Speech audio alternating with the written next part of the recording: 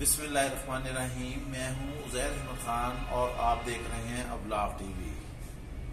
भारत में 3 रियासतों ने बाकायदा बगावत का ऐलान कर दिया। भारत की 29 रियासतों में भारत ने सबको इख्तियार दे दिया कि वो फौजों को अपनी सरहदों पर लगा दें, लेकिन 3 रियासतों ने अहकामात मानने से इनकार कर दिया है। मोदी की पॉलिसी की वजह से भारत जो है वो टुकड़े टुकड़े होने जा रहा है। इसी वजह से 3 रियासतों ने कतई तौर पे इनकार कर दिया है कि वो किसी सूरत भी इन अहकामात पर अमल नहीं करेंगी और ना ही अपनी फौजों को आगे लगाएंगी। इसके बाद भारत में एक अलहदा बहस चल निकली है कि उन 3 रियासतों का क्या किया जाए। 3 रियासतों के बाद जो बाकी और रियासतें हैं उनमें भी कुछ ऐसे ही मामला चल पड़े हैं, वहां से भी बगावत सर उठाना शुरू हो गई है। चूंकि मोदी जो है वो अखंड भारत बनाने के चक्कर में है, इसी वजह से ये अखंड भारत की ताबूत में पहली कील ठुकने जा रही है। उन्होंने इनकार कर दिया है। मोदी लाचार हो चुका है। ये इंडिया के अंदरूनी हालात हैं। अफगानिस्तान की तरफ हम आते हैं तो आपको हम एक ऐसी हैरान कुन खबर यहाँ देने जा रहे हैं कि आप भी हैरान और परेशान हो जाएंगे कि वो कौन शख्स था। वो कोई छलावा था, वो कोई जिन था, वो कोई भूत था जो अमेरिका की आला टेक्नोलॉजी को भी मात दे गया, उनके सिस्टम में दाखिल हो गया, काम करता रहा, उनकी रिपोर्टिंग करता रहा, एक एक खबर देता रहा, मगर वो ना पहचान सके। आपको याद होगा माजी में जब उसामा बिन लादेन को इन्होंने तोरा बोरा में स्किड मिसाइल मार के हलाक करने की कोशिश की थी, तो उस वक्त भी उसामा वहां से बच गए थे। कहा जाता था कि उसामा बिन लादेन ने कभी भी टेलीफोन या कोई ऐसी आईटी की चीज इस्तेमाल नहीं की जिसकी वजह से आज तक ये उन तक पहुंच ही ना सके थे। उन्हें नाकामी रही। अब हम आपको बताते हैं कि अमेरिका हमले करता रहा, उसके फौजी मरते रहे, उसके ताबूत अमेरिका जाते रहे, फौजों की लाशें सोशल मीडिया पे दिखाई जाती रही। जैसे जैसे मामलात हुए सारी दुनिया को आगाही रही। आखिर कौन सी ऐसी कुव्वत थी जो इनके पसे पर्दा काम कर रही थी अफगानिस्तान में और अमेरिका का और इसके इत्तेहादियों का असली चेहरा दिखा रही थी।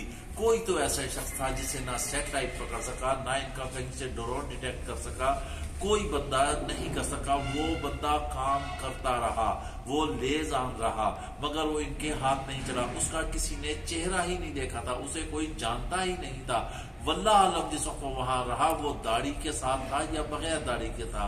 मगर जैसे ही अफगानिस्तान से अमेरिका शिकस्त खाकर निकला, वो जलीलो ख्वार हुआ, उसके बाद तालिबान सामने आए तो वो शख्सियत सामने आ गई।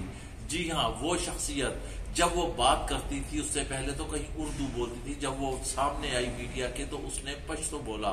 उसके चेहरे पे सुन्नत मुबारक भी सजी हुई थी, सुन्नत मुबारक सल्लल्लाहु अलैहि वसल्लम, यानी कि दाढ़ी भी रखी हुई थी। वो स्पोक्समैन बना पूरी गवर्नमेंट का, अफगानिस्तान का, सारी उसने बात की। जी हाँ, उसका नाम हम आपको बताते हैं, जिसने 20 साल बाकायदा जंग लड़ी, इनमें रहकर लड़ी। वो कौन था, वो क्या था? वो छलावा था जो इन्हें नजर नहीं आता था, पूरी रिपोर्टिंग करता था। उसने क्या टेक्नोलॉजी इख्तियार की, ये आखिर क्यों नहीं उस तक पहुंच सके? वो थे उनके वजीर इत्तलात मौलाना ज़बीउल्लाह, जो इस वक्त तर्जुमान हैं, जो वजीर बने हुए हैं। वो सारी रिपोर्टिंग करते रहे। इसका मतलब ये है कि आप ये जान लें कि जिन तालिबान को ये कहते हैं कि ये कोई पत्थर के जमाने की कौम है, ये लोग आगे दुनिया के साथ नहीं चल सकते, वो कितने जदीद तरीन थे, उन्होंने कैसे इनके निजाम में अपना दाखिला किया और हर चीज इनकी वो बताते रहे। बड़ा मशहूर है, बड़ा कहते हैं कि सद्दाम हुसैन की सिक्योरिटी जो है वो बड़ी जबरदस्त थी।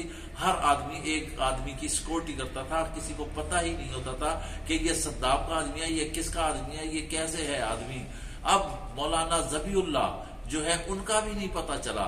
तालिबान ने एक ऐसा सिस्टम बनाया हुआ था कि हर तालिब चलता था। वल्लाह आलम वो अशरफ गनी की काबीना में था, अशरफ गनी का सिक्योरिटी गार्ड था, वो हामिद करजई का था, वो अमेरिका का तर्जुमान था, वो अमेरिका के लिए काम करता था, वो उनकी मीडिया के लिए काम करता था, किसके लिए काम करता था, लेकिन सब अपने अपने टारगेट पे काम कर रहे थे, मगर उन्हें एक कुव्वत थी जो पीछे से कंट्रोल कर रही थी सारा कुछ। आज वो जब तालिबान इकट्ठे हुए, सारे सामने आ गए, अमेरिका की तमाम टेक्नोलॉजी धड़न तख्ता हो चुकी है।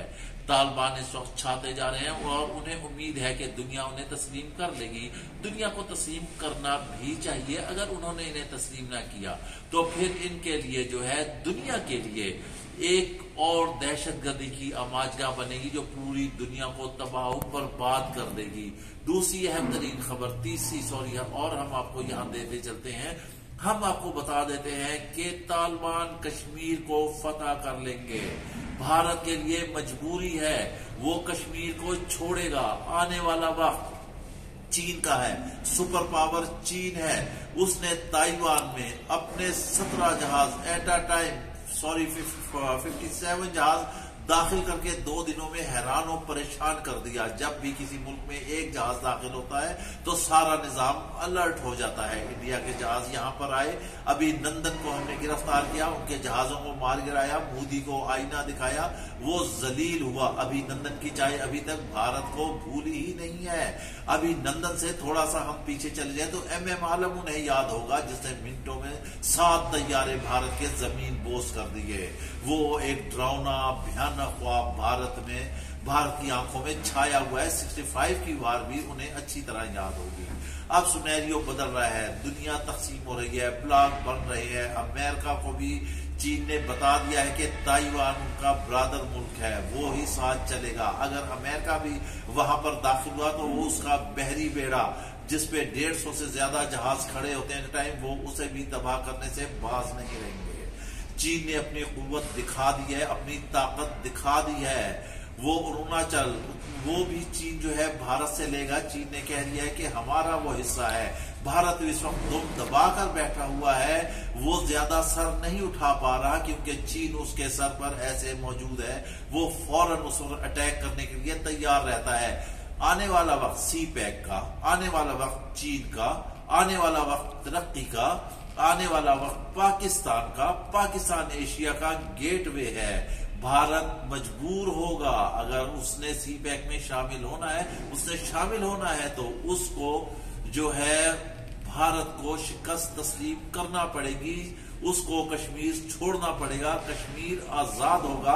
अब तालिबान जैसे ही कूल एंड काम डाउन होते हैं, उनका सिस्टम मुल्क का बराबर आता है तो वो आगे रवाना हो जाएंगे। इस वजह से भारत की नींदें उड़ी हुई हैं।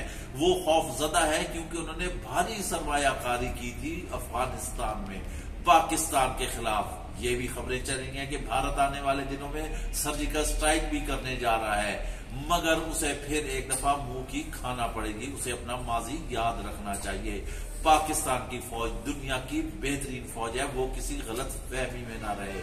जरा सा भी उसने यहाँ पे कदम बढ़ाया तो पाकिस्तान की फौज, पाकिस्तान का बच्चा उसके लिए एक ज्वालामुखी साबित होगा। उसे मेजर अजीज भट्टी, उसे राशिद मिन्हास, ये याद रखने चाहिए।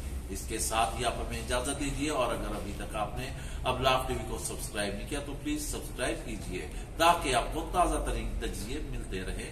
अल्लाह हाफिज।